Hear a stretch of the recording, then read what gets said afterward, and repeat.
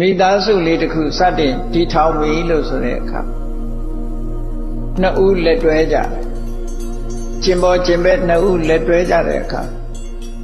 ဆက်ဆံရတဲ့အခါမှာဘယ်ပုံပဲနည်းဆက်ဆံရမလဲလို့မြတ်စွာဘုရားရဲ့တဏှိဝါဒသုတ်တံအရာကြည့်မယ်ဆိုလို့ရှိရင်ဆက်ဆံရေးမှာအပြန်အလှန်ဒီစိတ်နေသဘောထားအမှန်တမ်းအရေးကြီးတာပြန်အလှန်စိတ်နေသဘောထားအရေးကြီး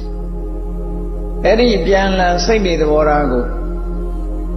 ဒေသနာတော်မှာထုတ်လုပ်ပြီးတော့ကြည့်မယ်ဆိုလို့ရှိရင်ပြန်အလှန်ဆက်ဆံတဲ့အခါမှာ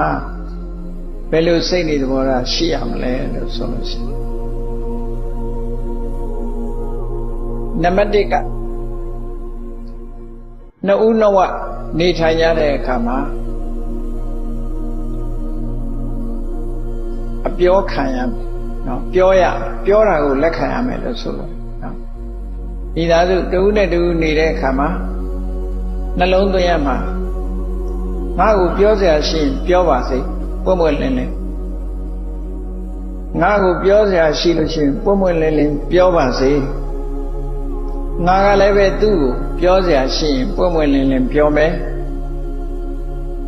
ငါပြောတဲ့အခါလဲသူ့ကျိုးစီးပွားကိုလိုလားတဲ့စိတ်နဲ့မေတ္တာစိတ်နဲ့ပဲပြောမယ်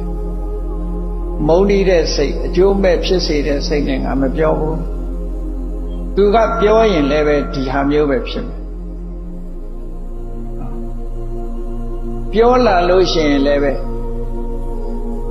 ပြောပါကောင်းပါတယ်လို့လက်ခံကြိုးဆိုမယ်တဲ့သူစိတ်ညစ်အောင်မလုပ်ဘူးအပြောမခံဘူးဆိုပြီးတော့ကက်ကက်လန်ရံပြန်တွေ့တာမျိုးမလုပ်ဘူးသူကပြောလာလို့ရှိရင်လေသူပြောတဲ့အတိုင်းကိုယ်ဆန်းစစ်ကြည့်လို့ဟုတ်တယ်မှန်တယ်ဆိုလို့ရှိရင်လေ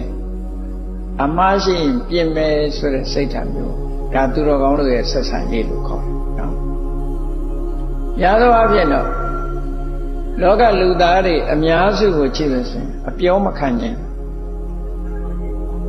ငါလာမပြောနဲ့ဆိုတဲ့စကားဟာတွင်သုံးညငါလာမပြောနဲ့လို့ဆိုပြီးတော့ပြောတယ်။ပြောတဲ့ပုဂ္ဂိုလ်ကလည်းပဲအကျိုးစီးပွားကိုလိုလားလို့ပြောတာတဲ့ဆရာလှုပ်ချင်လို့ပြောတာမျိုးကလည်းရှိတတ်တယ်နော်အဲ့တော့အပြန်အလှန်ဟာသူတော်ကောင်းတွေရဲ့ဆက်ဆံနည်းမျိုးမဖြစ်ဘဲနဲ့တခြားနည်းဖြစ်သွားပြီဆိုလို့ရှိရင်ဒီကောင်းမြတ်တဲ့ဆက်ဆံရေးမဟုတ်တဲ့အတွက်ကြောင့်အခက်အခဲတွေကိုကျော်လွှားဖို့ဆိုဖြစ်နိုင်တော့လက်တွဲပြီးတော့အခက်အခဲကိုကျော်လွှားဖို့ဆိုတာမဖြစ်နိုင်တဲ့အနေအထားမျိုးဖြစ်သွားတယ်လောကလူသားတွေရဲ့ဆက်ဆံရေးဟာအများအားဖြင့်အဲ့ဒါလိုဖြစ်တယ်ဟောကိုမာနသူမာနဆိုတာလို့မာနတရားရှေ့တန်းတင်ပြီးတော့အပြောမခံဘူးငါသိတယ်ငါတတ်တယ်ငါလာဆရာမလုံးနဲ့ဆိုတဲ့တုံ့ပြန်မှုတွေနဲ့ဆိုတော့တစ်ဖက်သားကလည်းပြောဖို့ခက်တယ်ကိုကတော့ပြောတယ်သူများကိုဆရာလုပ်ရမှကိုယ်ကချိန်နေတယ်ကိုယ်ဆရာလုပ်ရင်မခံနိုင်ဘူးနော်လောကလူတွေအများစုကိုပြောပြတာနော်ဟုတ်မဟုတ်တော့ကိုယ့်အကိုစဉ်းစားကြည့်ပေါ့မြတ်စွာဘုရားကဒီအကြောင်းအရာတွေကိုသိပြီးတော့ဒီသုတ်တံကိုဟောထားတဲ့ဘောရှိတယ်နော်ပြီးတော့မှသုတ်တံမှာမြတ်စွာဘုရားဟောတဲ့စကားအတိုင်းထပ်ပြီးတော့ရှင်းပြဒါသုတ်တံအရာဘုန်းကြီးတို့တွေနားလည်ရတာကအဲ့ဒါလိုရှိတယ်ပေါ့သူတော်ကောင်းတွေရဲ့ဆက်ဆံရေးဆိုတာဒီပြောစရာရှိရင်ငါ့ကိုပြောပါငါကလည်းပြောစရာရှိရင်မင်းကိုပြောမယ်ငါပြောတဲ့အခါမင်းအကျိုးစီးပွားလိုလားတဲ့စိတ်နဲ့ပဲပြောမယ်မင်းကငါပြောရင်လည်းပဲကောင်းကျိုးချမ်းသာလိုလားတဲ့စိတ်နဲ့ပဲပြောပြောရင်ပြောတာကောင်းတယ်လို့ငါလက်ခံ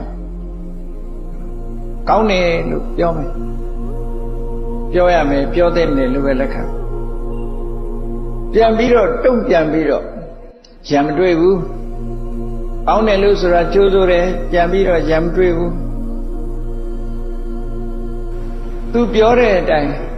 သူထောက်ပြတဲ့အတိုင်း ကိုယ့်ရဲ့ချွင်းချက်ကိုမြင်တယ်ဆိုလို့ရှိရင်လေကုစားမယ်လက်ခံမယ်ပြုပြင်မယ်ဆိုတဲ့စိတ်ဓာတ်ထားရမယ်ဒါဟာသူတော်ကောင်းတွေရဲ့ဆက်ဆံရေးဒီလိုဆိုတာအဲ့တော့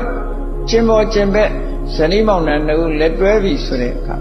ခက်ခဲကိုဖြေရှင်းရင်လို့ရှိရင်တော့ခုလိုသူတော်ကောင်းတွေရဲ့ဆက်ဆံနည်းမျိုးဆက်ဆံရမယ်ဆိုလို့လေနော်အဲ့တော့သူတော်ကောင်းမဟုတ်တဲ့ပုဂ္ဂိုလ်ရဲ့ဆက်ဆံနည်းဆိုတာဒီကအပြန်မှတ်သားကြခုနပြောတဲ့အတိုင်းလာမပြောနဲ့ဆရာမလုံးနဲ့ဆိုရင်ဒါသူတော်ကောင်းဆက်ဆံနည်းမဟုတ်တော့ပြောဆရာမလိုဘူးဆိုပြီးတော့ငါသိတယ်ငါတတ်တယ်လို့ပြန်ပြောရင်လေသူတော်ကောင်းရဲ့ဆက်ဆံနည်းမဟုတ်တော့အဲ့ဒီလိုသူတော်ကောင်းမဟုတ်တဲ့ပုဂ္ဂိုလ်ရဲ့ဆက်ဆံနည်းနဲ့မဆက်ဆံရဘူးတဲ့သူတော်ကောင်းပုဂ္ဂိုလ်ရဲ့ဆက်ဆံနည်းမျိုးပဲဆက်ဆံမှာလို့